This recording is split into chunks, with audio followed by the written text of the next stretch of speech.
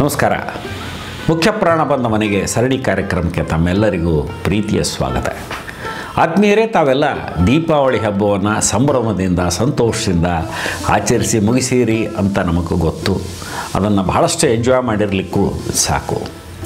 ಇವತ್ತಿನ ಈ ನಮ್ಮ ಸರಣಿಯ ಸಂಚಿಕೆಗೆ ನಾವು ಆರಿಸಿಕೊಂಡದ್ದು ಪಹಾಡಿ ಹನುಮಾನ್ ಮಂದಿರ್, ಸಿಕಂದ್ರಾಬಾದ್, ತೆಲಂಗಾಣದಲ್ಲಿರುವಂಥ ಸಿಕಂದ್ರಾಬಾದ್ನಲ್ಲಿ ನೆಲೆ ನಿಂತಿದ್ದಾರೆ ಇವರು. ಪಹಾಡ್ ಅಂದರೆ ಎತ್ತರವಾದೊಂದು ಪುಟ್ಟದಾದ ಗುಡ್ಡದ ಥರ ಒಂದು ಪ್ರದೇಶ. ನಾವು ಕಳೆದ ಸಂಚಿಕೆಯಲ್ಲಿ ಅಥವಾ ನಮ್ಮ ಈ ಕಾರ್ಯಕ್ರಮದಲ್ಲಿ ನಾವು ತಗೊಂಡದ್ದು ಪಾತಾಳ ಹನುಮಾನ ಮಂದಿರ, ಸುಮಾರು 150 ಅಡಿ ಭೂಮಿಯೊಳಗಿರುವಂಥ ಹನುಮಂತ ದೇವರ ಚರಿತ್ರೆಯನ್ನು ತೊಗೊಂಡಿದ್ವಿ. ಈಗ ಸುಮಾರು ಮೇಲೆ ಇರುವಂಥ ಒಬ್ಬ ಹನುಮಂತ ದೇವರ ಚರಿತ್ರೆಯನ್ನು ನಾವು ತೊಗೊಂಡಿವಿ.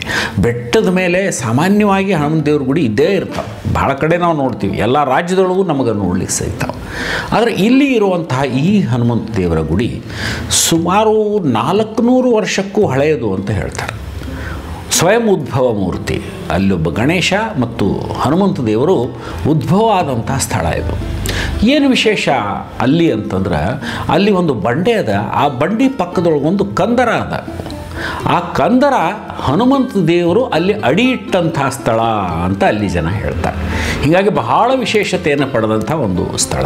ಮತ್ತು ಮೂರ್ತಿಯನ್ನು ಗಮನಿಸಿದರೆ ಇದು ಉದ್ಭವ ಮೂರ್ತಿ ಅಂತ ನಮಗೆ ಅನಿಸ್ತು. ಯಾಕಂದರೆ ಸಾಕಷ್ಟು ಉದ್ಭವ ಮೂರ್ತಿಯನ್ನು ನೋಡೀವಿ. ಅದರ ನಿರ್ಮಾಣ ಅಥವಾ ರಚನೆಯೇ ಬೇರೆ ಥರ ಇರ್ತದೆ. ಈ ಹನುಮಂತ ದೇವರು ಕೇಸರಿ ಬಣ್ಣದ ಒಂದು ಬಣ್ಣ ಇದೆ.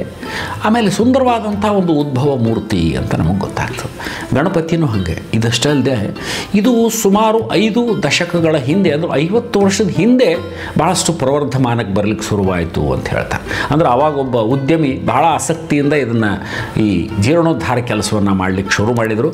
ಅದರಿಂದ ಸಾಕಷ್ಟು ಬದಲಾವಣೆಗಳಾಯಿತು. ಈಗ ಮಾತ್ರ ಬಹಳ ಸುಂದರವಾದ, ಅದ್ಭುತವಾದಂಥ, ವಿಶಾಲವಾದಂಥ ಒಂದು ಮಂದಿರ ಅದ. ಅಲ್ಲಿ ನವಗ್ರಹ, ದೇವಿ ಗುಡಿ, ಅದಲ್ಲದೆ ವಿಶೇಷ ಅಂತಂದ್ರೆ ಒಬ್ಬ ಶಿವನ ಮೂರ್ತಿ, ಎತ್ತರವಾದಂಥ ಸಿಮೆಂಟ್ನಿಂದ ನಿರ್ಮಿಸಿದಂಥ ಒಂದು ಸುಂದರ ಮೂರ್ತಿ. ಬಹಳ ಒಂದು ಪುಟ್ಟ ಬೆಟ್ಟದ ಮುಂದೆ ಅದನ್ನು ನಿರ್ಮಿಸ್ಯಾರ. ಭಾಳ ನೋಡುವಂಥದ್ದು, ಭಾಳ ಸುಂದರವಾಗಿ ಲೈಟಿಂಗ್ ಮಾಡ್ತಾರೆ. ದಿನಕ್ಕೆ 100 ಜನ ಭಕ್ತರು ಬಂದು ಹೋಗುವಂಥ ಒಂದು ಬಹಳ ಪ್ರಸಿದ್ಧವಾದ ಹನುಮಂತ ದೇವರು. ಇವರು ಅಲ್ಲಿ ನೆಲೆ ನಿಂತು ಎಲ್ಲ ಭಕ್ತರ ಉದ್ಧಾರವನ್ನು ಮಾಡ್ತಾರೆ, ಅನುಗ್ರಹ ಮಾಡ್ತಾರೆ. ನಿಮ್ಮೆಲ್ಲರಿಗೂ ಇವರು ಅದೇ ರೀತಿ ಅನುಗ್ರಹವನ್ನು ಮಾಡಲಿ ಅಂತ ಕೇಳಿಕೊಂಡು ಇವತ್ತಿನ ಈ ಪುಟ್ಟ ಚರಿತ್ರೆಯನ್ನು ಮುಗಿಸ್ತೀನಿ. ಜೈ ಶ್ರೀರಾಮ್, ಜೈ ಬಜರಂಗ ಬಲಿ.